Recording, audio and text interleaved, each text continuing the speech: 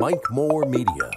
I'm talking to Rodney Cates, Director of Rockingham County Emergency Services. He's on the line right now. We're all keeping an eye on the hurricane, now a tropical storm. Rodney, what's the latest on Ian? Well, right now, Ian is coming off the eastern side of Florida right now. It's going to make entry back into the Atlantic, potentially strengthen again back to hurricane strength. This tropical storm right now.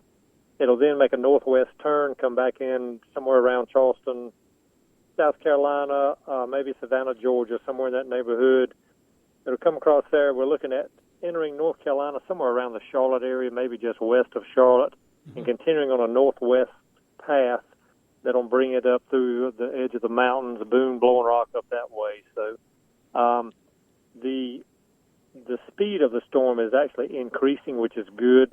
That means the impacts of the storm certainly come through a lot quicker than we anticipated. So the more northwest track it takes, the better scenario it is for us. But that doesn't stop our preparation. We're continuing to prepare and make sure that we have everything ready just in case we do have some substantial impacts from it. We'll be ready on the Rockingham County front. Sure, always.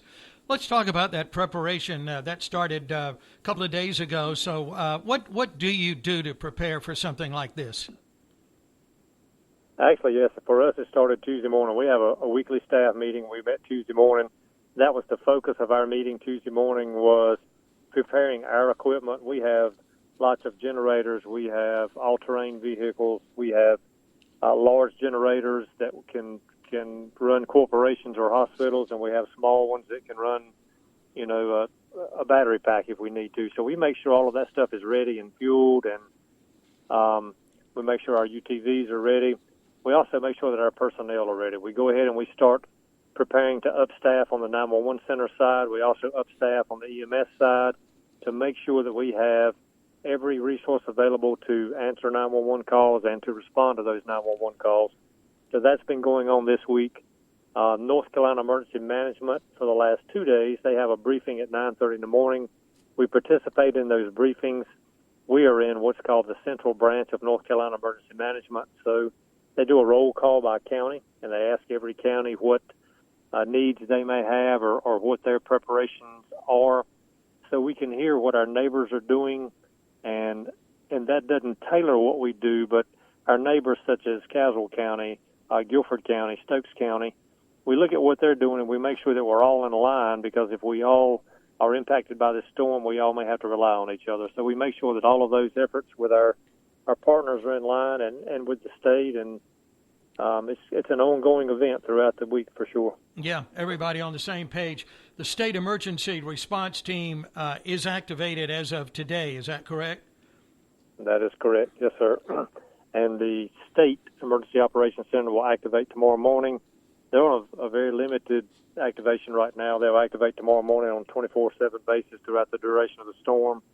And we could do the same if it impacts us. At this point, we're not planning to activate our EOC, but we do have a final planning meeting within the county tomorrow morning at 9:30, and we'll look at the final tracks of the storm. The latest updates will come out at 6 o'clock in the morning. And in our final planning meeting, we will fine-tune all of our plans and make sure that we're ready to respond to whatever Ian may throw our way. Okay, yep. A lot can change fast sometimes with these storms, can't it? It can. And, forward progression, speeding up is a good thing. If it slows down, certainly it's a bad thing. So we have to pay particular attention to that, is the movement of the storm. A lot of times the strength of the storm, that's important, but the forward movement of it is perhaps the most important, because a very, very strong storm that's fast moving is in and out and gone, and you can have minimal effects. But even a tropical storm or a depression that's moving very, very slowly, that sits on top of you and just dumps rain for days or hours or whatever, that's where the most problematic situations come in. So we really watch the forward speed of these storms and see how they can impact us. Sure, yeah. Well, we are under a state of emergency in North Carolina. The governor declared that yesterday, and that activates the Emergency Operations Plan. I did a story on that this morning, but explain what that means. that puts all resources in place. It limits some restrictions on commercial motor vehicles that may have to move commodities to help mitigate the storms, whether it be fuel, food, water, sheltering type commodities. It limits those restrictions on those commercial motor vehicles.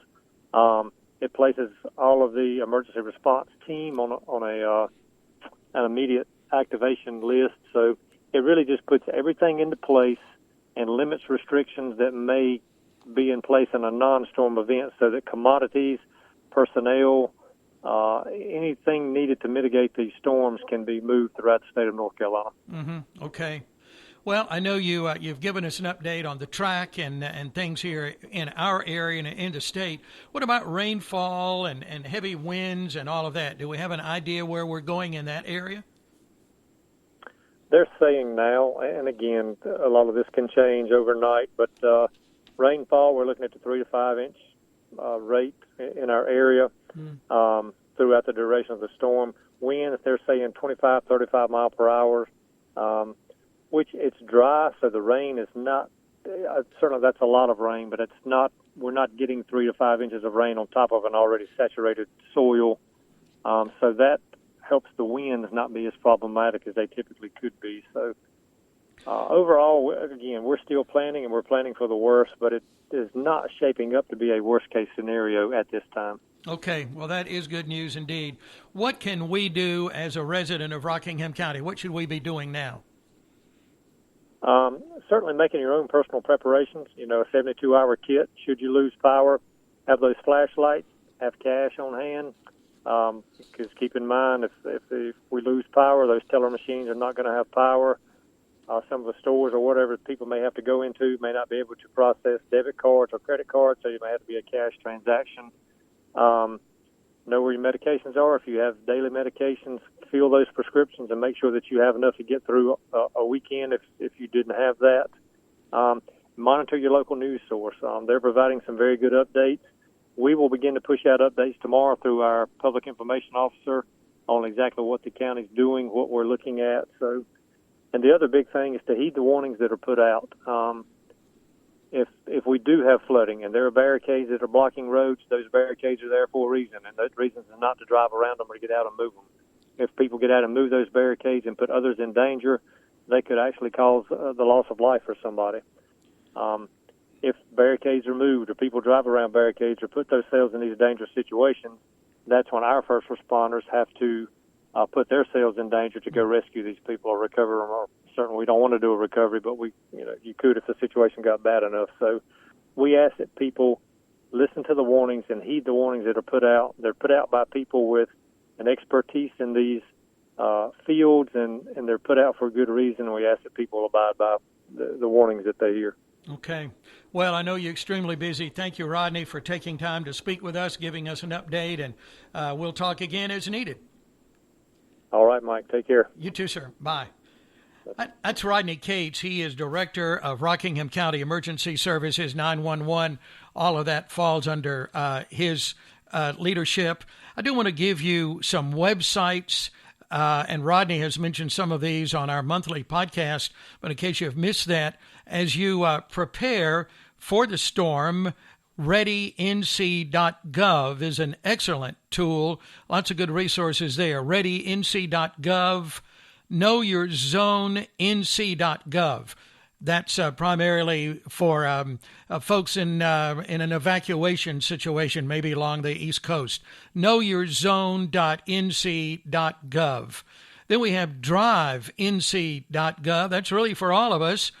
DOT travel conditions around our state. drivenc.gov. And please listen to the advice that Rodney was giving there, and stay safe in the storm. Good news from him. We're prepared here in Rockingham County for whatever is coming, but may not be quite as bad as first reports indicated. And we'll keep you updated as needed here on Mike Moore Media.